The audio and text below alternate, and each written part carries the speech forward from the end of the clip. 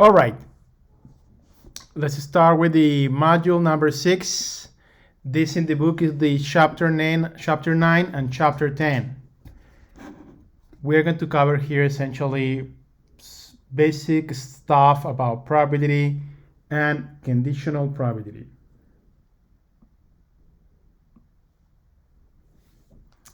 All right, first, to introduce quick about basic concepts for probability,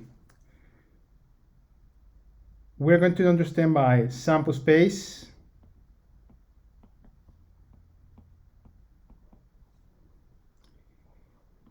is all the possible outcomes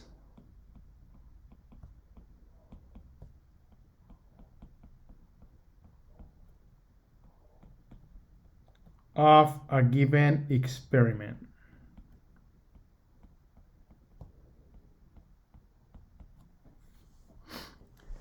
For example, some quick examples.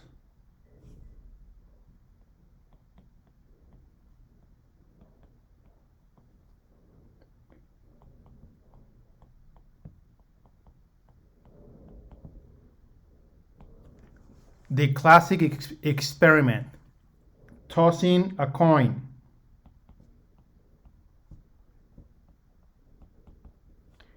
What is the sample space? The sample space from now on is going to be denoted only by capital S. The sample space only head and tail. You see? I mean, these are all the possibilities that we have for the experiment when we toss a coin. So just like that. Another experiment.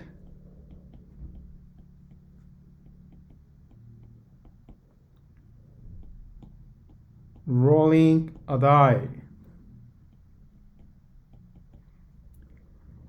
The sample space, if we roll a common die, a die with 6 faces, the sample space, well, the possible outcomes are going to be the faces of the die. 1, 2, 3, labeled with the numbers 1, 2, 3, 4, 5, 6. So I can say that the sample space is going to be only 1, 2, 3, 4, 5, and 6. You see that?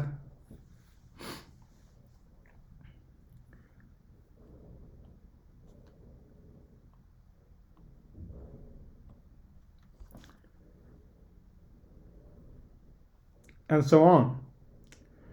A more complicated, we are not going to see precisely these kind of examples here. They're not going to be required in the exercises from a chip. It's going to be more based like in the properties or probabilities. But anyway, a more complicated example, so you can understand how this works, is the experiment. It's simple, but a little more complicated. The experiment of tossing a coin twice.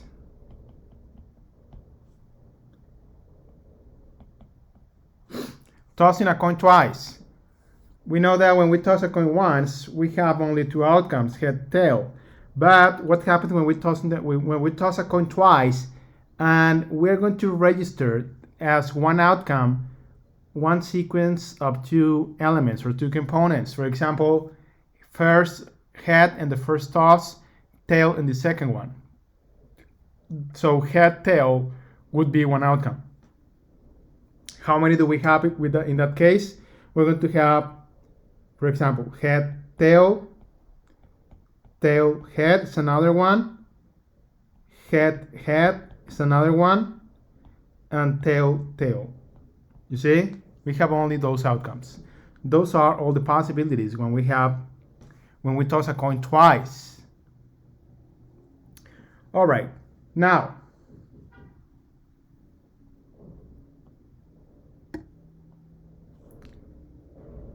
related to this, we have the other concept, events. An event is any subset or subcollection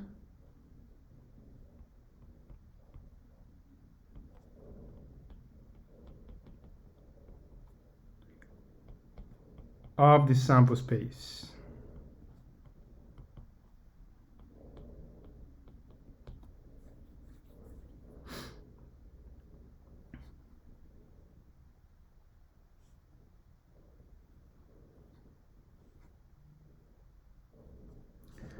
So what is, in a very, very formal and abstract way, an event is only a subset or subcollection of the sample space. For example,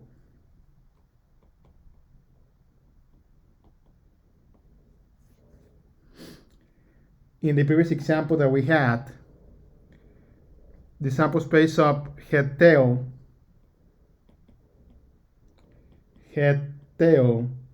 I can define even here if I consider any subset or sub-collection of the sample space. I mean, I need to take another collection of the sample space, but and that's going to be considered an event. Usually, when we talk about events, and you're going to see that when we see the exercises from the homework, you will realize that they are usually described by words. For example, here, I can describe one event, and they are denoted by capital letters. For example, A event, we observe head. So what is the event? I mean, the elements of the event. Since the event is a sub-collection of this one, I mean, the elements must come from this collection of the sample space. Then I can say only that A is equal to the outcome where we have head. You see? Other example, when we roll a die,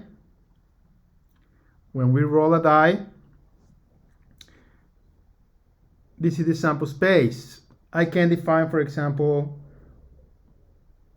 one event that is even numbers.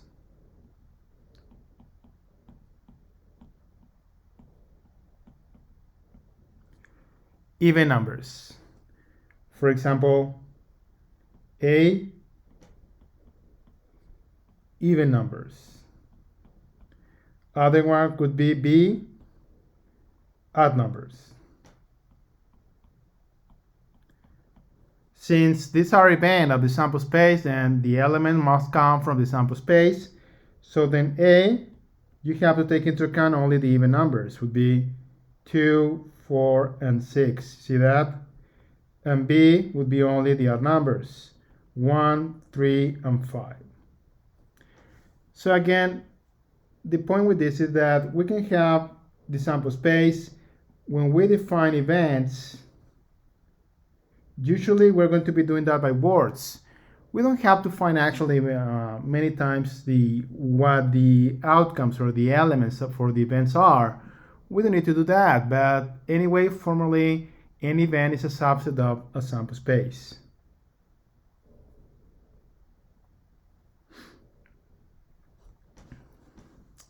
So, what is the purpose of this? Associated with this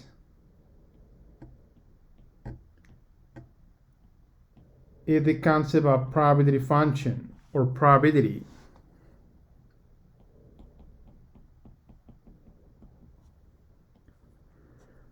The point of defining all of these sample space and events is that we can associate a probability for each of them.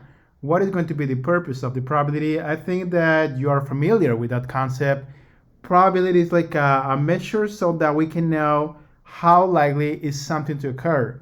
So in this case, since we're going to be assigning probabilities for the events, the probability of one event is, it's a measure of how likely is that event to occur. But in what form is the basic form to assign probabilities? Probabilities are assigned in the next way. The notation is this, PA, and you have to read this as probability of A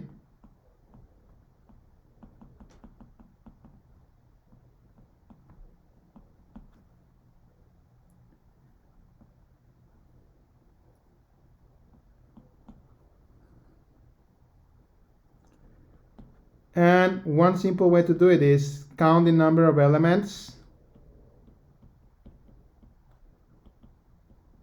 in A and divide this by the number of elements in the sample space. Yeah, like that. So for example,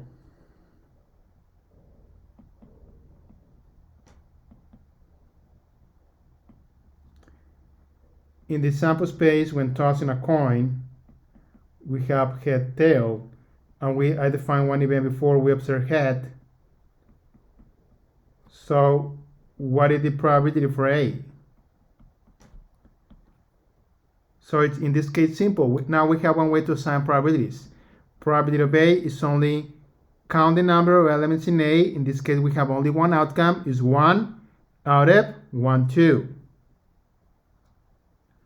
So B would be 1 divided by 2. And there you have. This is the probability. So of course, again, we're not going to focus on the homework. Well, the exercises from Achieve, they are not precisely based on this. I mean, you don't have to compute this part. I mean, you're going to be working with the events, yeah, and the properties for this probability function. So we need to see some properties for this probability.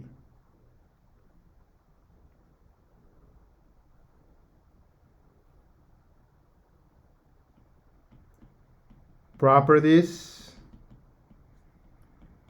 of probability.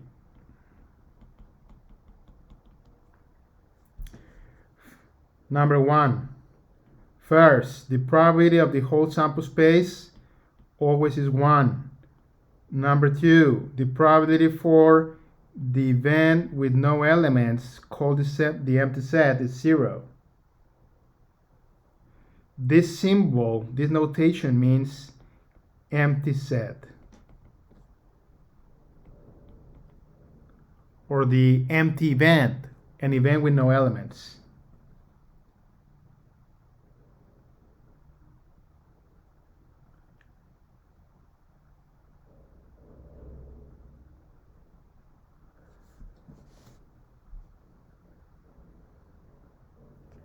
Another very important property, any probability for any event always must be between 0 and 1. Always.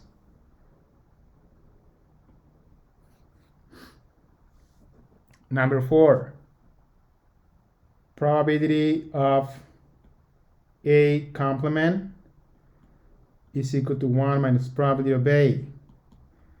And probability of the union in the book is probability A or B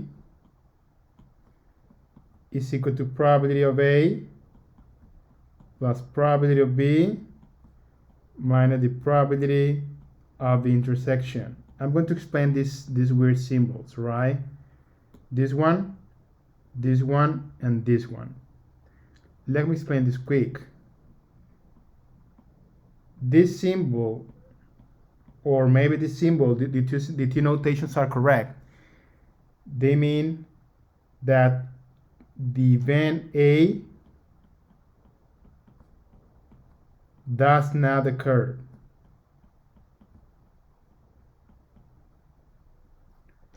That is the meaning for this, or not A. This symbol means either A or B, or maybe both.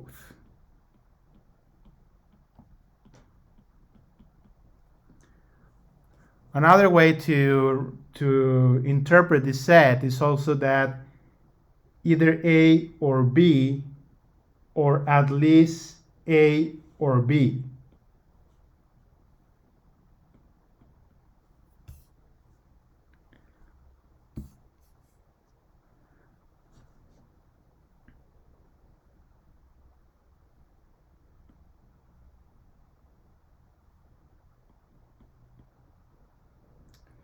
This one means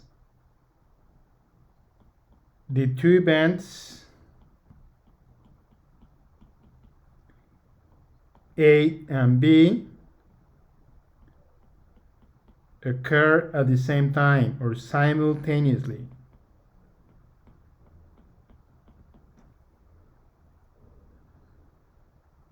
So, how do we, usually we're going to be seeing this by words. I mean, we will have to be able to identify, oh, we're talking about this complement. Well, by the way, this is the complement.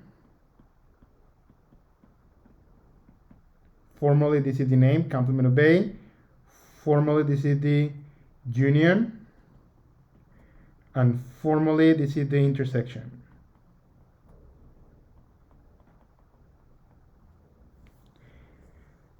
So when we're talking about this, yeah, complement means that the event A does not occur. This one, either A or B occur, or maybe both, yeah? I mean, this also considers the possibility that the two events can occur at the same time. And this one, intersection, means the two events A and B occur simultaneously. Usually some words to identify this in English is to detect that we're talking about the union, we use this, A or B, the word or. And to detect we're talking about the intersection, we use this, and. A and B, intersection, A or B, union. But I want to point out that the intersection is a possibility for the union. We can say that the intersection is like inside or containing the union.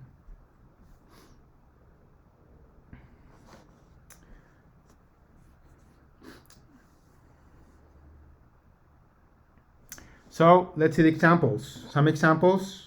These are examples. These are going to be examples from a chip. Oh, by the way, something that I didn't mention about this. Let me write it here. A note. In the previous example,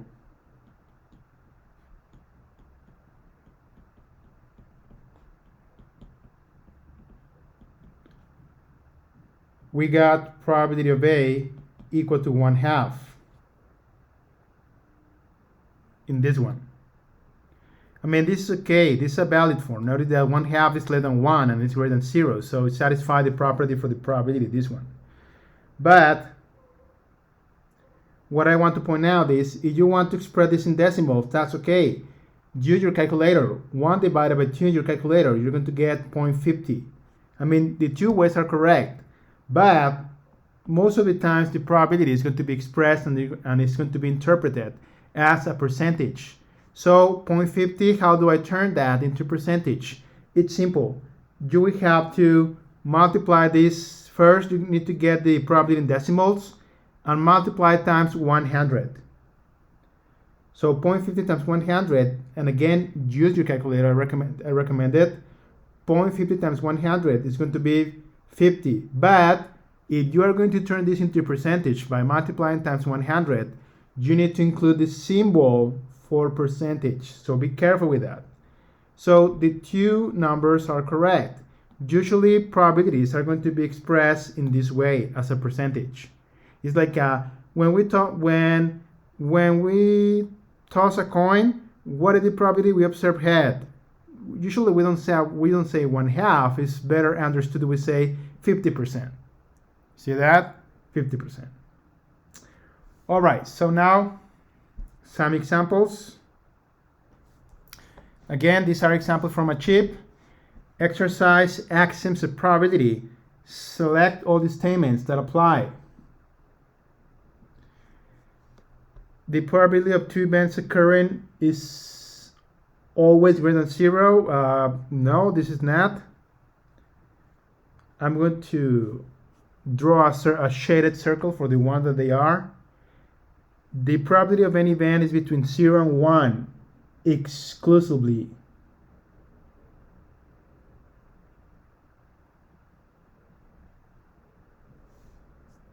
Yeah, this is correct.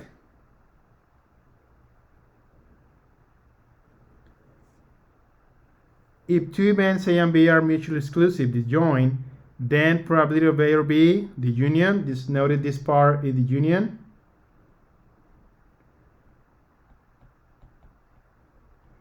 is equal to probability of A plus probability of B. Yeah, this is correct. But I want to point out what is the meaning for mutually exclusive. This word you see here. What is this? A and B, I'm going to write it down here. A and B are mutually exclusive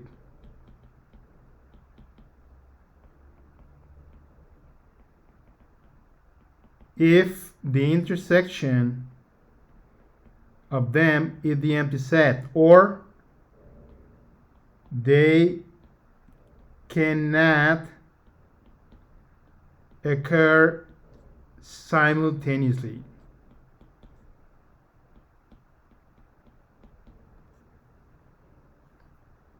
They cannot occur simultaneously. Formally this, remember this symbol? It is symbol for the empty band or the empty set. The empty set always has probability equal to 0. So in the formula for the union, this one here, P of A or B, notice if the two events are disjoint, this number here, this probability of intersection is going to be 0. So what is left? Only PA plus PB. So this statement is important that you remember this. If two events A and B are mutually exclusive, disjoint, then the probability of A or B is only the sum of the probabilities.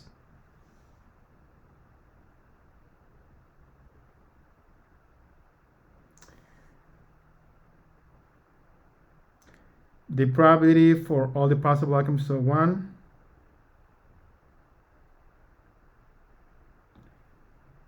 Yes.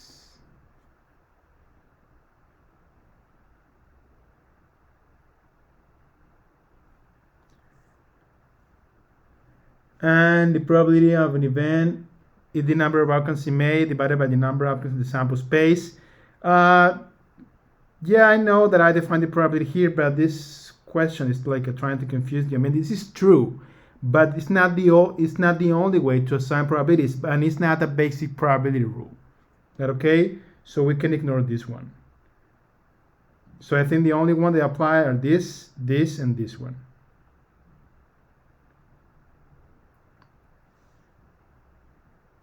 Wait a minute, it says axioms, right?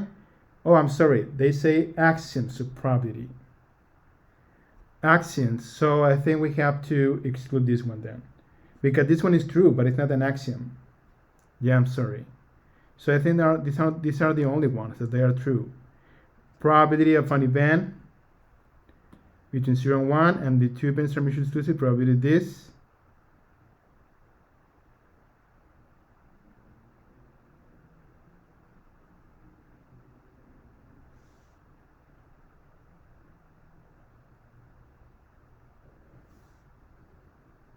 Yeah, I think that is correct. All right. So don't forget this important concept, okay? We're going to be using it later. All right, rabies is a viral disease of mammals transmitted through the bite of a rabid animal. The virus infects the central nervous system, causing encephalopathy and ultimately death.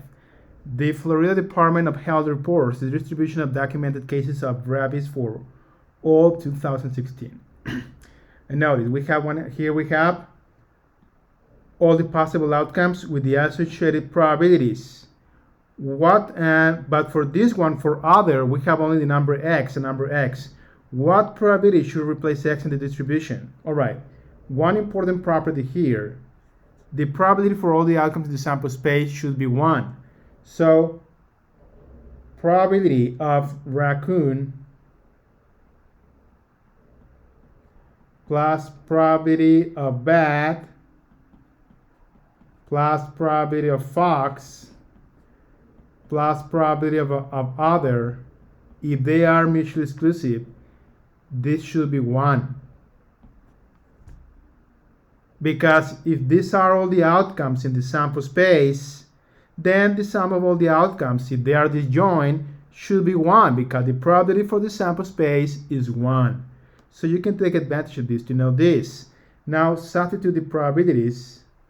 We're going to obtain 0.57 plus 0.15 plus 0.11 plus x equal to 1.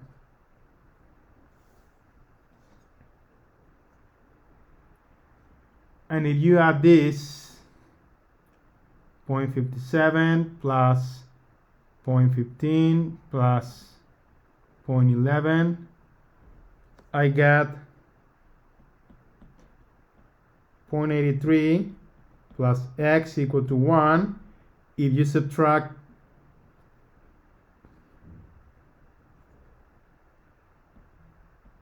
0.83 at both sides, you're going to get what? You're going to get x equal to 1 minus 0.83, that is 0.17. And the answer is that, 0.17. You see? Now, what is the probability of gnat raccoon? Probability of gnat raccoon is what? Remember the formulas for the probability. It's this one. It falls under this case, you see? Because this means complement, the event A does not occur. So, gnat raccoon is very simple. It's only 1 minus the probability of raccoon. And this is 1 minus 0.57. That is only 0.43.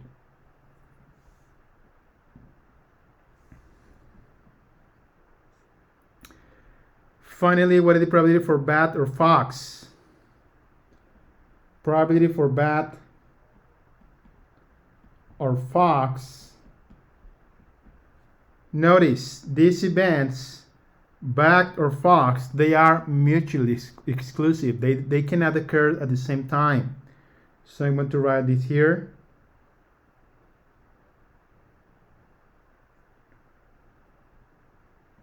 Bat or fox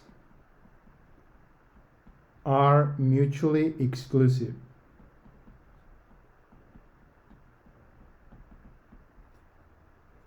Then the probability is going to be only the sum of the probabilities, probability of the two events. You see that? Mutually exclusive or disjoint, this happens. Mutually exclusive, remember, means they cannot occur simultaneously. So in this case, only add the corresponding probabilities. Is probability of bat plus probability of fox. And what is that? Bat 0.15, fox 0.11. 0.15 plus 0.11. And that is only 0.26. There you have.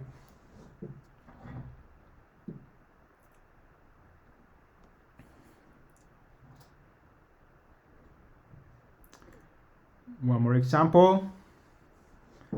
Manatees deaths. Manatees are an endangered species of herbivorous aquatic mammals found primarily in the rivers and estuaries of Florida. As part of its conservation efforts, in the Florida Fish and Wildlife Commission records the cause of death for every recovered manatee carcass in its waters. Of the 392 recorded manatee deaths in 2012, 68 were perinatal and 81 were caused by collision with a watercraft. So, what is the probability for collision? So in this case, we need the number of elements. I'm going to write probability of collision.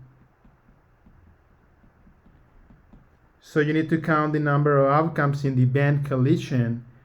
81 were caused by collision. You see that?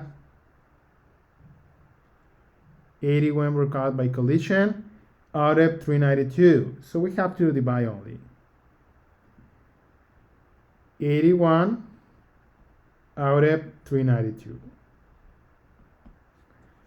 And I think you have to express this with decimals, so it's going to be this. 4 decimal places, it says here, you see? It's going to be 0.2066. You can verify this answer in your calculator.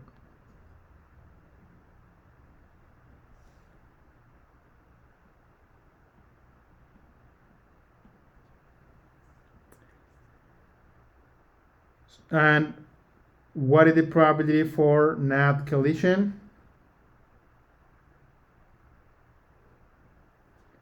NAT collision is only what? It's only the complement. So I can compute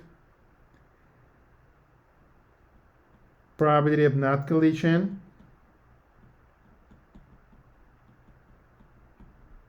is 1 minus the probability of collision. And this is 1 minus 0.2066. If you compute this, you're going to get 0.7934.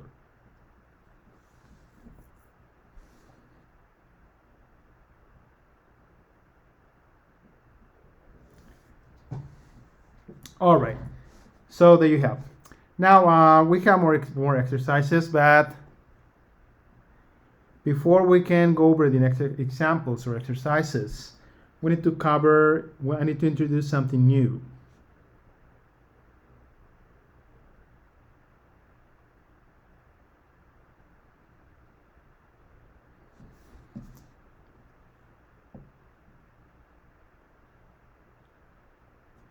The concept of conditional probability.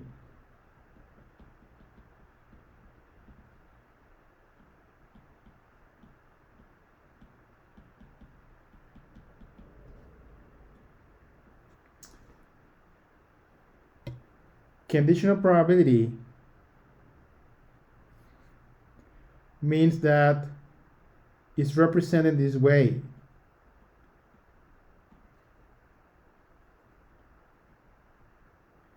This symbol means probability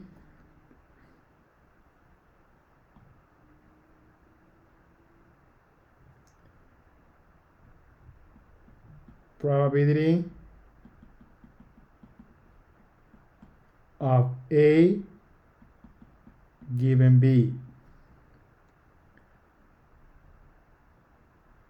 and it is equal to the probability of intersection divided by the probability of B, or the probability of A and B divided by the probability of B.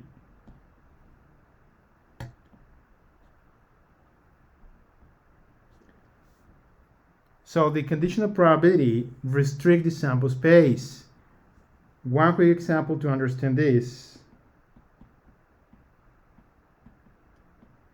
Consider the sample space when we roll a die. We have the outcomes 1, 2, 3, 4, 5, 6. And I can define 2 events. The event A, even numbers 2, 4, 6. And the event B, numbers greater than 3.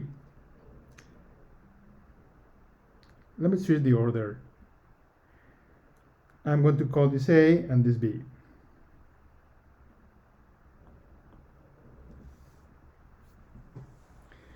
Numbers greater than 3. What are the elements for this event? I need to count all the numbers greater than 3. Greater than 3 here, 4, 5, 6.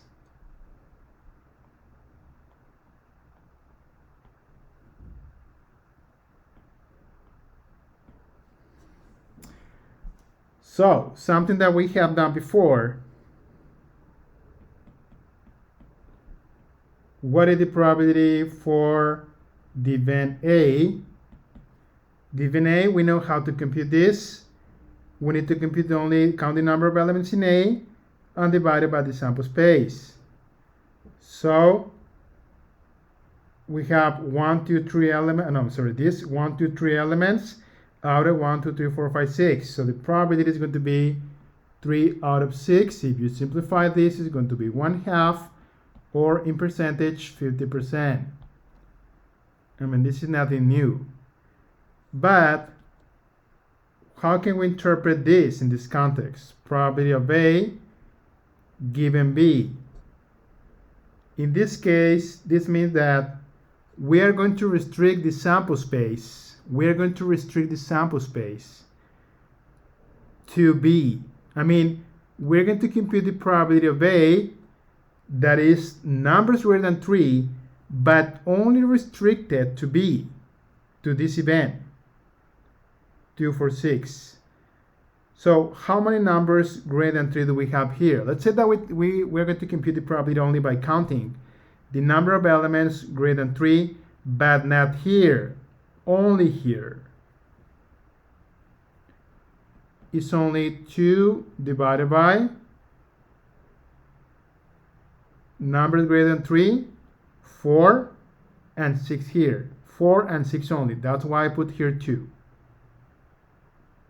Out of how many? 1, 2, 3. 2 out of 3. You see?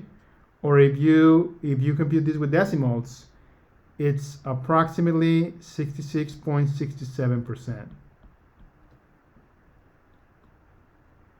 So what is the point? Notice the probability of A relative to the whole sample space, 50%. 50% of chances to occur. But the probability of A restricted or given the event B is 66.67%. This means like it's like an update. We update the sample space to one event an event in the sample space. This is the meaning for this. Probability of A given B. And related to this, in the concept of independence.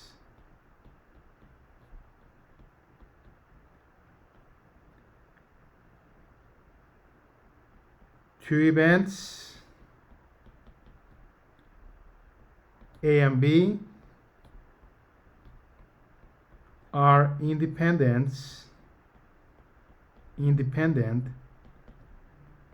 if probability of A given B is equal to the probability of A.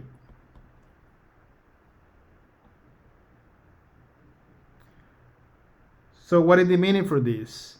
If the probability of A given B does not change the probability of A, I mean the probability of A in the sample space is the same as the probability of A restricted to B, the events A and B are independent because the occurrence of B does not change the probability for A. Notice in this example,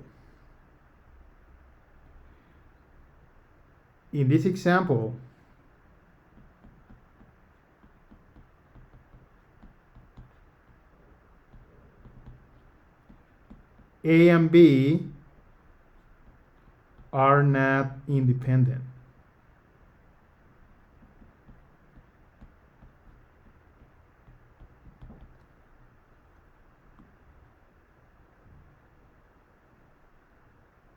Why not? The probabilities of A is 50%, but the probability of A given B is not the same. It's 66.67%. If they were the same, then they would be independent.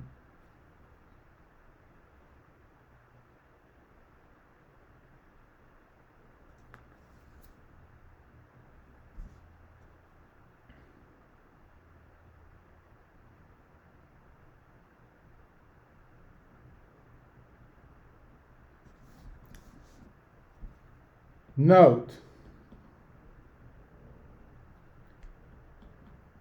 how to compute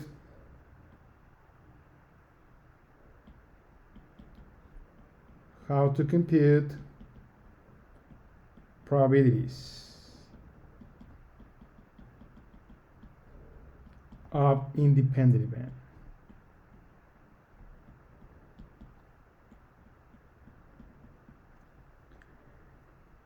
It's simple.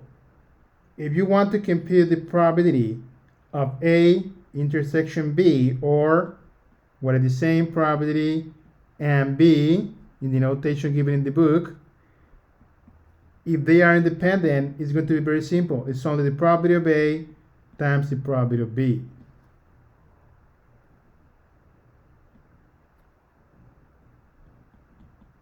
If A and B are independent.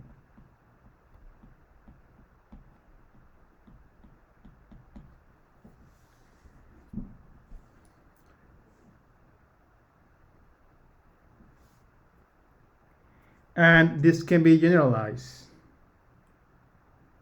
to more events. For example, what is the probability of A1 and A2 and A3 and so on? A finite amount of events up to AN. Well, if all the events are independent, if all of these are independent, this probability is only probability of A1 times probability of A2 times probability of A3 and so on.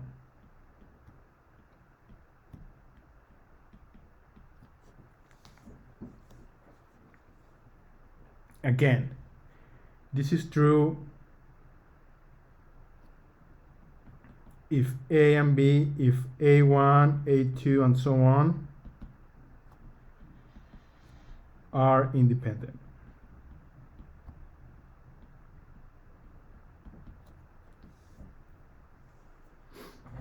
All right.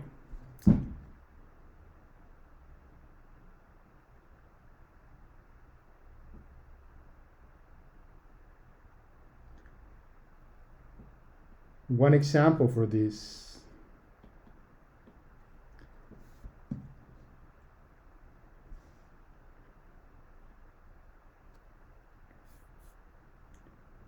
Suppose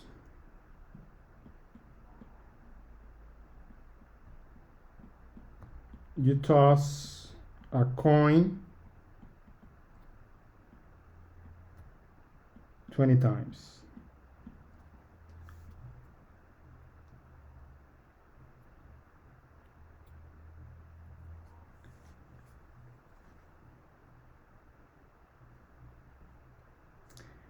So, find the probability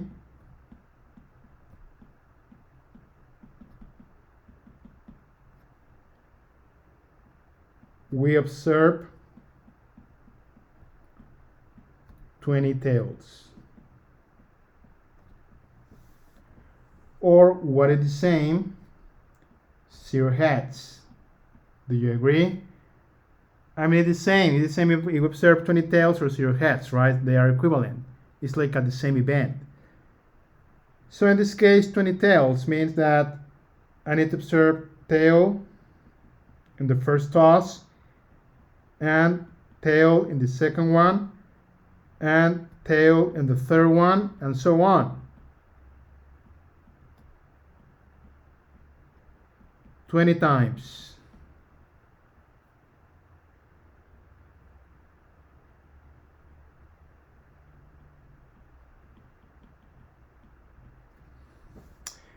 So, but here, do we know that the experiment, observed tail on the first toss, in the second one, the third one, so on, are they independent?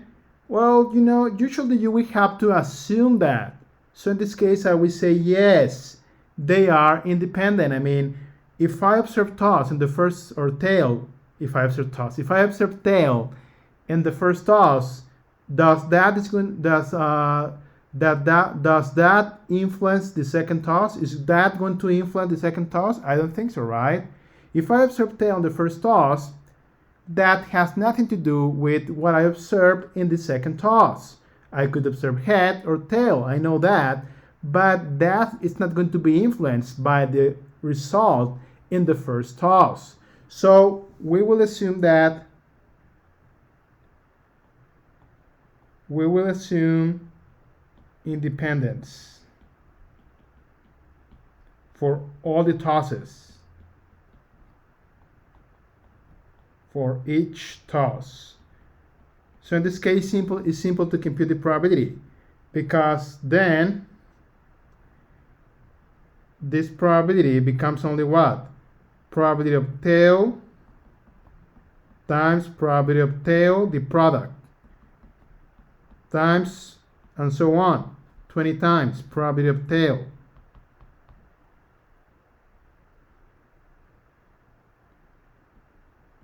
Times.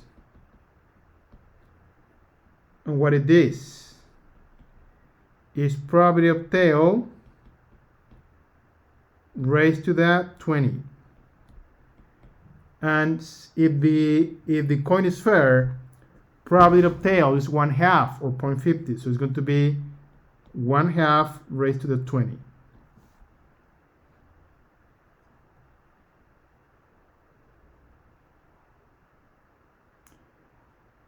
And if you check your calculator,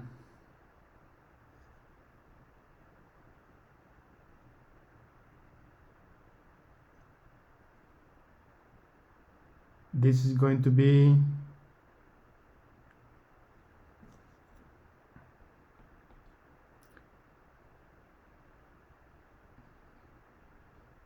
0.000095367 This is the probability we observe 20 tails when we toss the coin 20 times. Very unlikely, right? So this is the part A. Another example related to this, I'm going to put it here in the top. What is the probability? Find the probability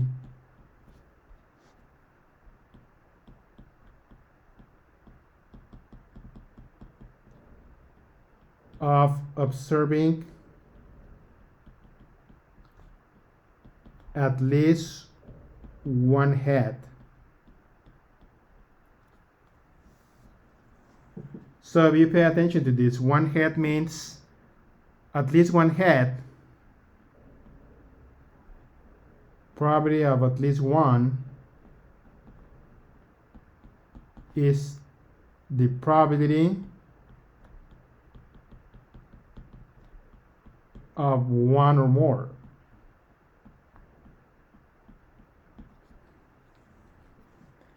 The probability of one or more. See that?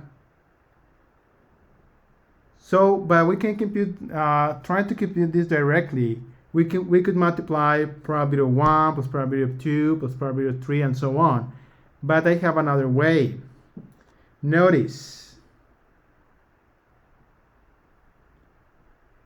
probability of at least one head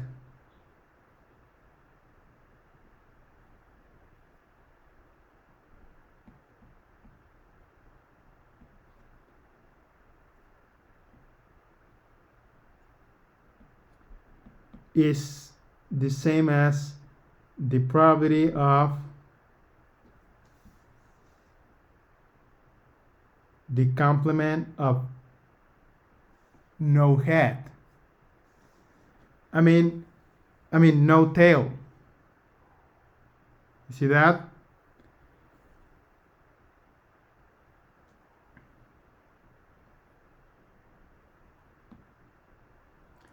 Probability of at least one head means that we don't observe no heads.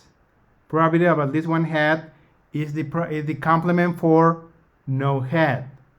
Or, as I mentioned before, 0 heads is the same as the probability of 20 tails. So we can compute only the complement for this probability, and that's going to be the answer. It's going to be 1 minus the probability of 20 tails. And this probability is the one we computed before.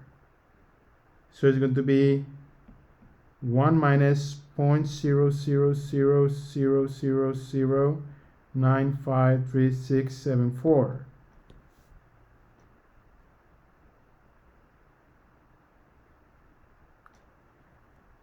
And this is approximately 0.9999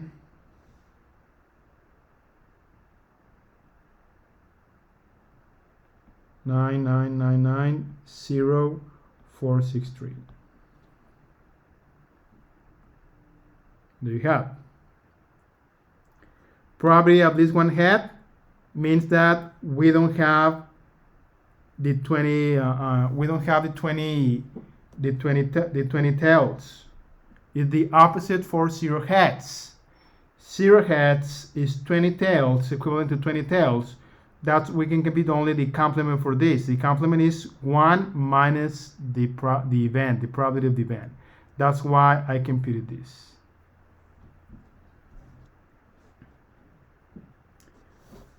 All right. Another example. Forests are complex. Give me a second.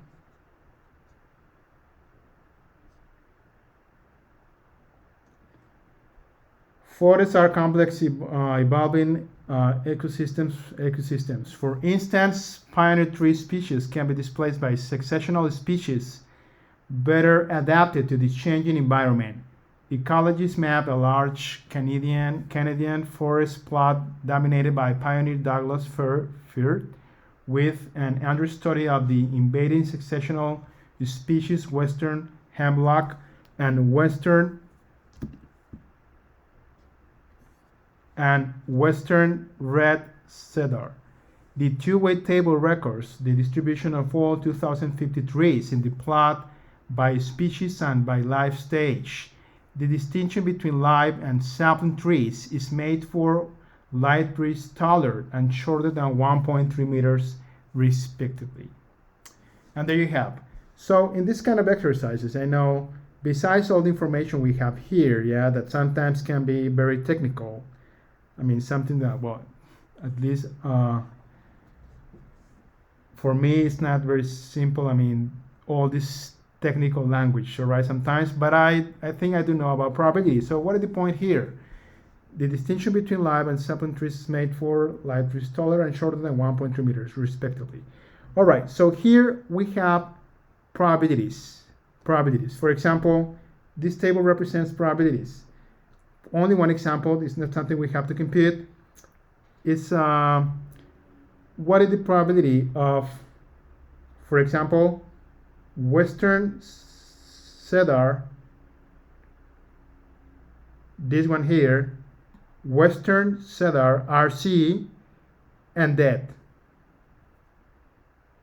RC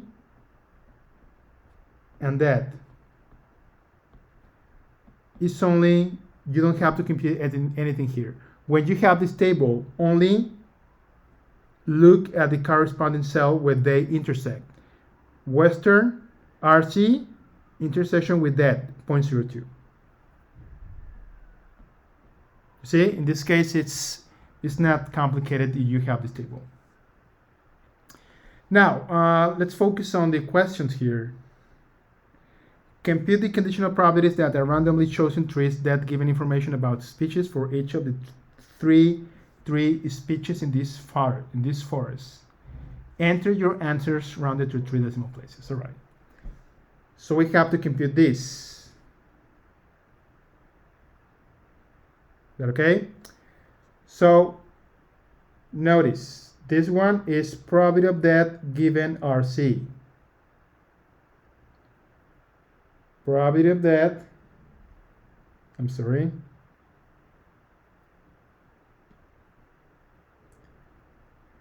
Probability of death given RC is equal to, from the definition of conditional probability, is this one here, A and B divided by the probability of B. So in this case, it's going to be only probability of death and RC divided by the probability of the second one, RC. Probability RC, you see? So only look at the table. What is the probability of RC? The total probability of RC only, do not combine with these columns. Go to the column of total, is 0.20. RC, total, 0.20. So this probability is only 0.20 divided by probability of RC. No, I'm sorry. I did a mistake. First, we need to compute, I'm sorry, debt and RC. Yeah, I'm sorry. First, debt and RC. Debt and RC, yeah, is 0.02. I'm sorry. Is 0.02 divided by now probability of RC. Probability of RC is 0.20. You see? This goes in the bottom here. 0.20. And this probability is going to be 0.10. Now, that and the F, that given the F, the same as before. This is the probability. Let me write it here because I don't want you to have any confusion. Is 0.10. Now, probability of that and the F.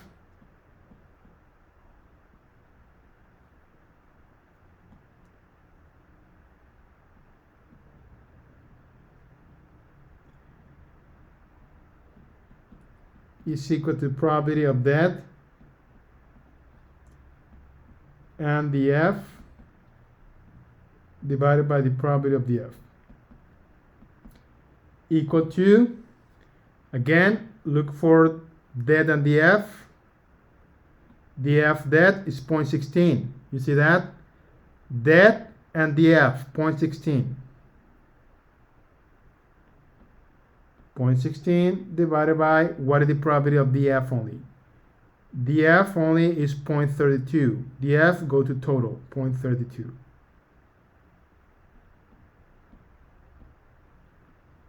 And this is 0.50. So this goes 0.50. Now probability of that and WH, probability of that given WH, WH is probability of that and WH divided by probability of WH. That and WH intersection, WH that 0.23 divided by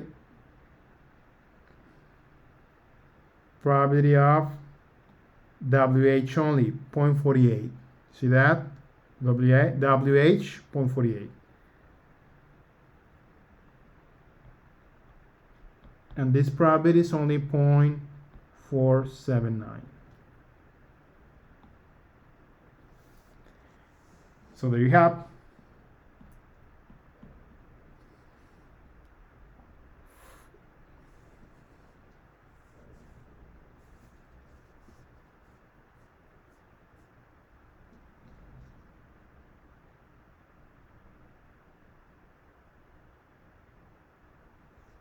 All right, one more example.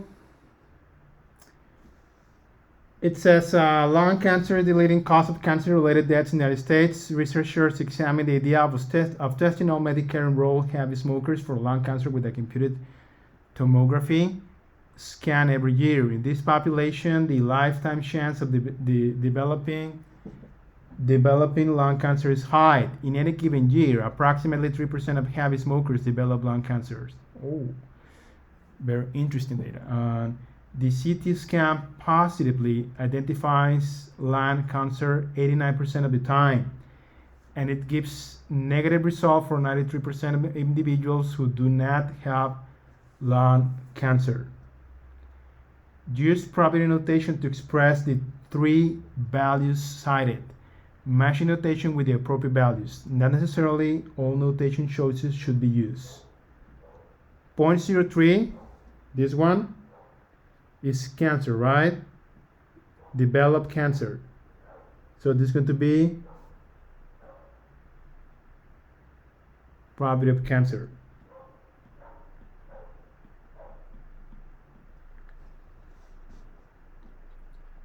Now, the CT scan positively identifies lung cancer 89% of the time.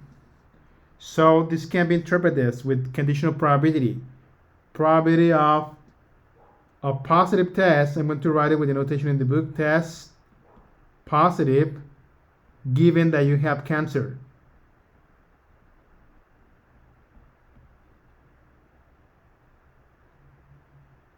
I mean, if you have cancer, positive test given you have cancer. See that?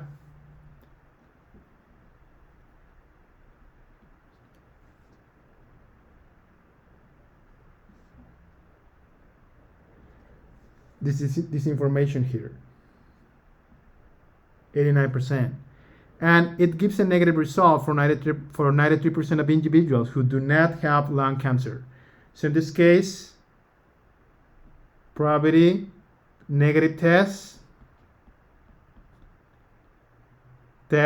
with a negative sign, no cancer.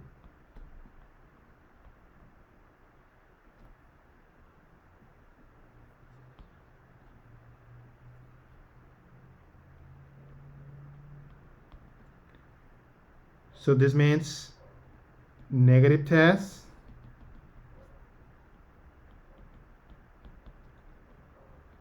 given no cancer.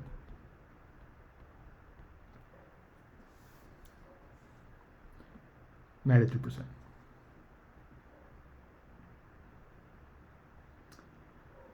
All right, and now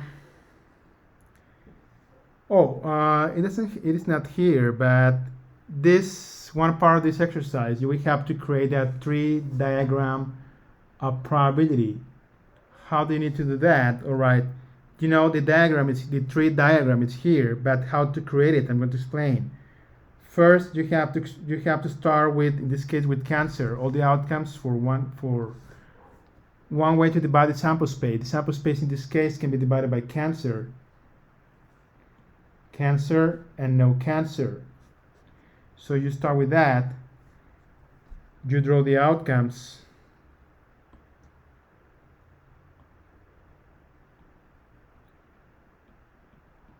Cancer, no cancer.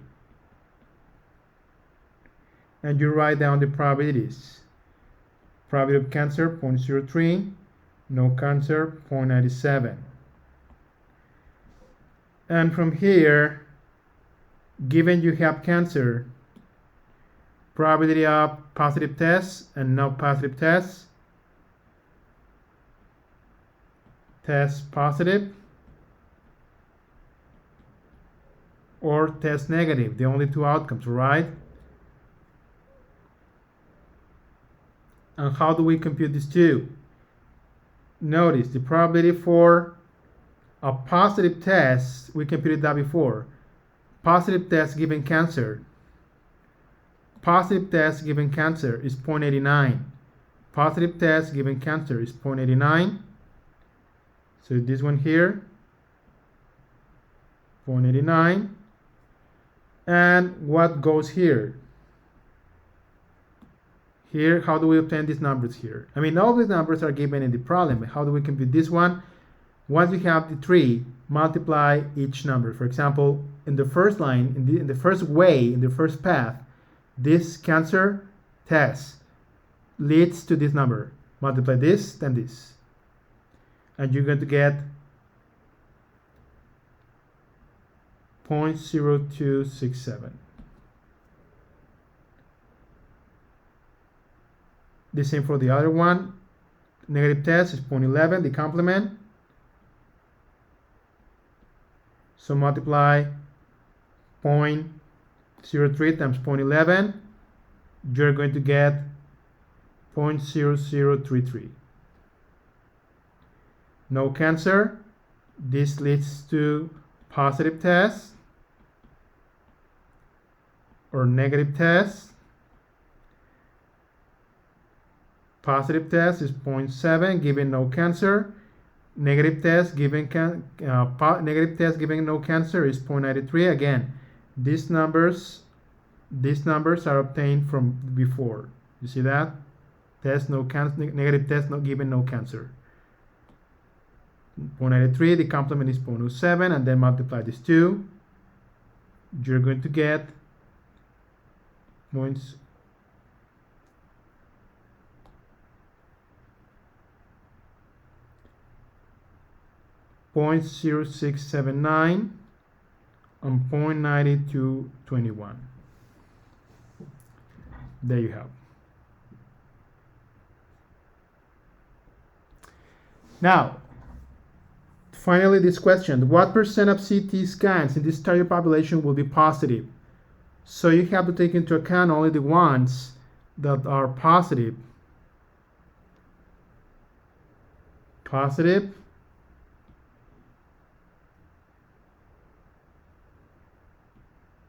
Is this and this. So only add the two. 0.0267 plus 0.0679.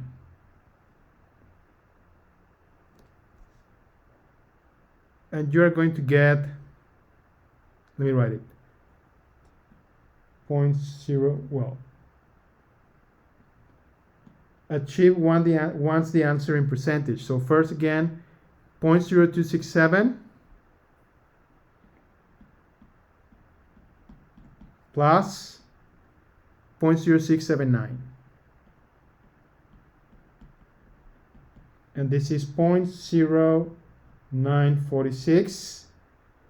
But in percentage, remember you have to turn this into 100.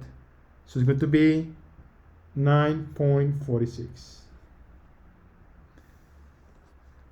And finally, part D, what is the probability that a Medicare enrolled heavy smoker who gets a positive CT scan actually has lung cancer?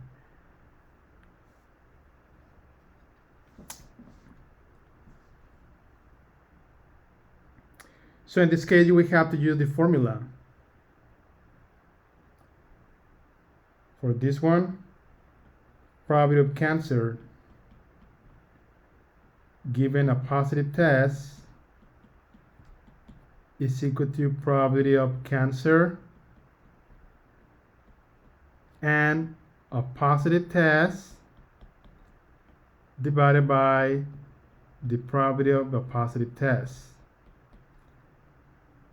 Now, cancer on positive tests is where we have to assume independence here. Cancer on positive tests, they are independent, then the probability will be only the product. The probability that the two occur is only the product. So this is going to be 0.0267 divided by the probability of a positive test. A positive test is 0.09, is the amount we obtained before. You see that? Positive test is this one, 0.0946.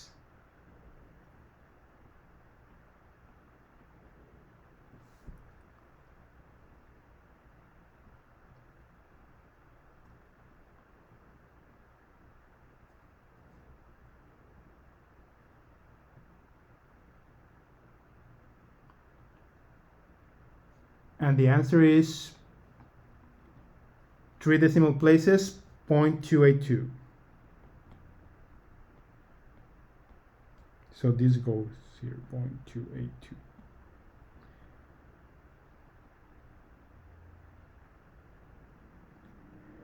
So yeah, again, this probability is Probability of assuming independence, cancer and test. This is the probability of cancer and test. And the same interpretation for the other cases. Cancer and a positive test. And this is how you compute this. Right? Alright guys, see you in the next video. By the way, be careful if you're watching all this video. I mean, I'm going to be indicating the minutes where we have each concept and each problem, right? That okay? So just in case you don't have to see everything. See you.